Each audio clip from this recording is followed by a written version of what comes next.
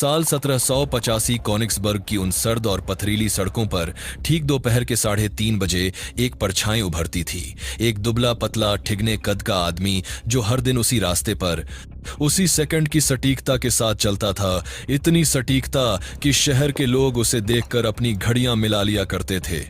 देखने में वो महज एक मामूली प्रोफेसर था जिसकी पूरी कायनात उसके शहर की चार दीवारी के भीतर सिमटी हुई थी। उसने कभी समंदर की लहरें नहीं देखीं, कभी बर्फीले पहाड़ों को नहीं छुआ और न ही कभी किसी औरत का हाथ थामकर प्यार का वादा किया। लेकिन इस पत्थर जैसे चेहरे के पीछे एक ऐसा दिमागी तूफान पल रहा था जिसने हजारों सालों से खड़ी इंसानी गुरूर की इमारतों को मिट्टी में मिला दिया। इमैनुअल कांट एक ऐसा नाम जिसके बिना आज का विज्ञान, कानून और सही गलत की आपकी समझ अधूरी है। जिस दौर में दुनिया या तो अंधभक्ति के अंधेरे में थी या कोरे तर्क की उलझन में, उस समय कांट ने एक ऐसी दिमागी जंग शुरू की जिसे इतिहास में कोपरनिकन रिवॉल्यूशन कहा जाता है। उन्होंने सोचने के तरीके को जड़ से बदल दिया। उसने सीधे उस ईश्वर और उस ब्रह्मांड के वजूद पर कुल्हाड़ी मार दी जिन पर दुनिया सदियों से आंख मूंद कर सजदा कर रही थी।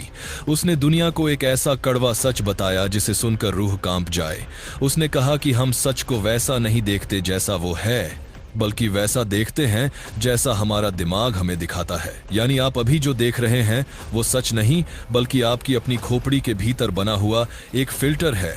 लेकिन एक सीधे सादे प्रोफेसर की खामोश लेखनी से प्रशिया का राजा इतना क्यों खौफ खा गया कि उसे सरकारी फरमान भेजकर कांट की जुबान बंद करनी पड़ी?